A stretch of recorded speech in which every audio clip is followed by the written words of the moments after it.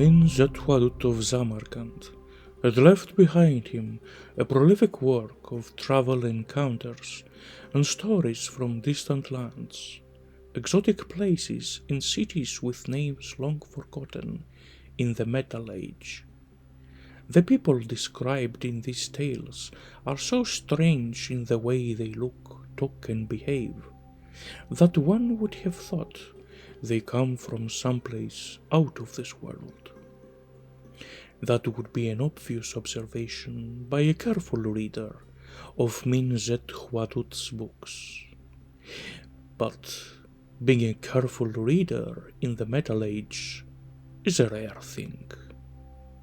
In truth, readers are a sort of an oddity, careful or otherwise, in this age of moral and spiritual decline. Proficiency with a sword or ability to amass coin are the prevailing virtues today, not the expansion of mind and spirit and the pursuit of knowledge. Books with decorated golden foil covers and exquisite calligraphy and masterful illustrations always find their way in the collections of the most wealthy and powerful men. And these men owe their wealth to their uncanny ability to enforce their will on others. This applies to everyone seeking to rise to the upper echelons of society, from the local magistrate to the king's advisor, and from the common hoplite to the master general.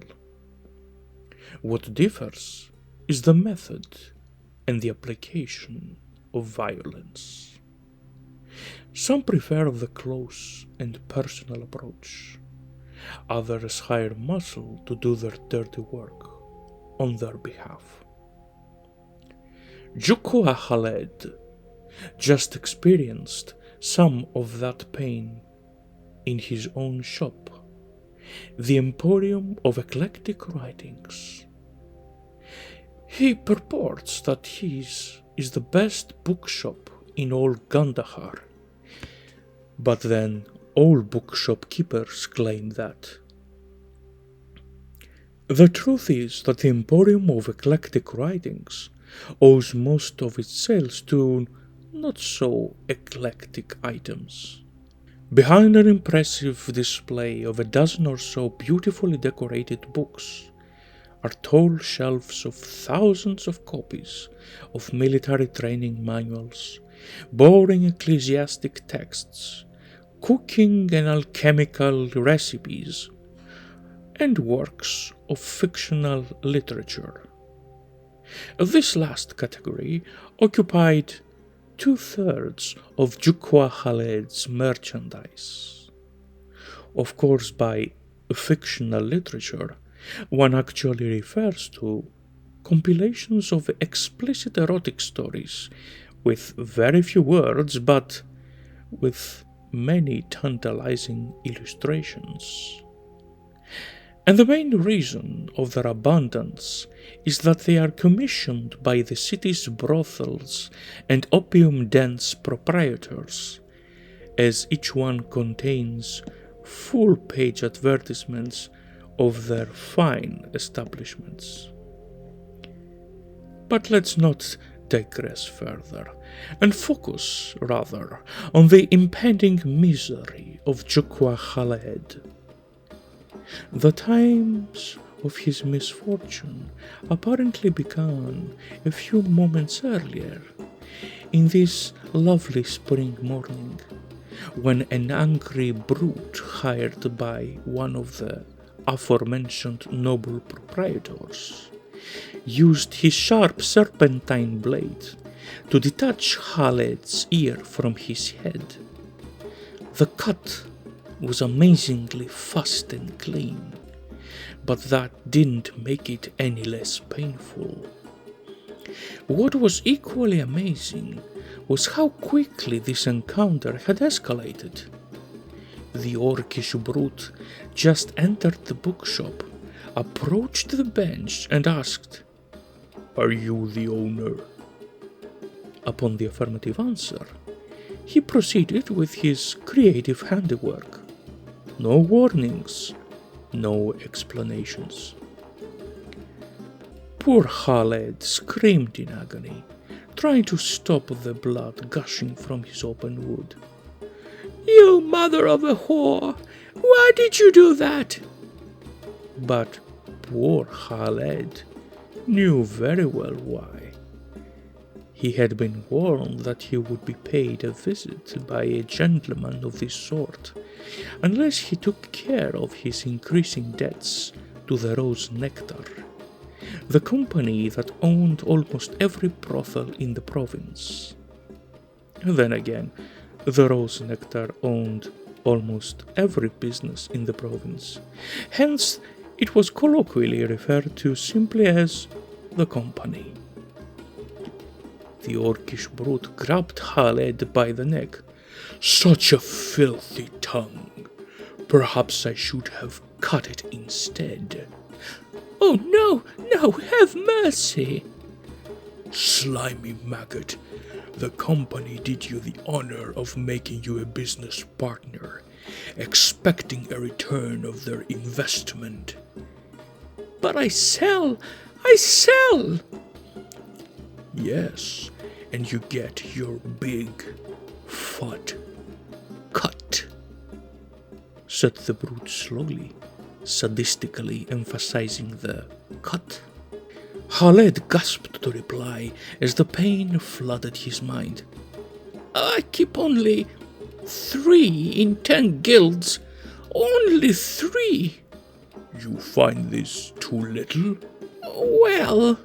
"You have the audacity to complain about margins of profit.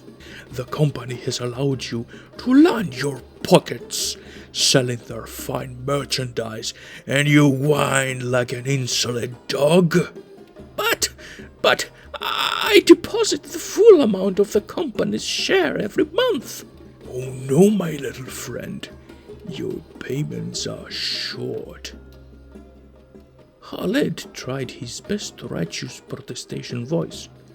"Never! I give the company the share of every sold copy they deliver me." "Oh, yes, but you sell much more copies than the company sends you now, don't you?" Khaled felt a cold shiver running down his spine as he realized his little operation was exposed. "What? No, I... "Don't play the fool with me." The orc brought Khaled's face an inch away from his terrible protruding fangs. "In secret, you make cheap copies of Rose Nectar books, keeping all the money to yourself." Master, have mercy! It's merely a misunderstanding," tearful Khaled pleaded. "Oh, and how are you going to rectify this misunderstanding?" Tomorrow I'm going to... Ah!" The brute pressed his blade tip against Khaled's throat, who hardly managed to utter a swift correction. "I mean today! I'm going to make a full deposit today, at noon." 10,000, demanded the brute. "What? 10,000? That's more than I make in a whole year." 10,000!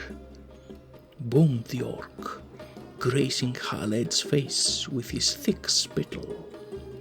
"Well, I suppose 10,000 is quite reasonable." "Ah, finally we have come to an understanding," said the tormentor with a sweet, melting voice of satisfaction. Khaled watched his messenger of doom opening the heavy palisander door to leave. "We expect payment by noon. If you don't listen this time, I will come back for the other ear." Khaled tried to slow his breath down and collect his frantic thoughts. He knew the nightmare was only beginning. His immediate problem was to stop the bleeding, but his mind was focused on the bigger issue. How on earth would he find 10,000 guilds by noon?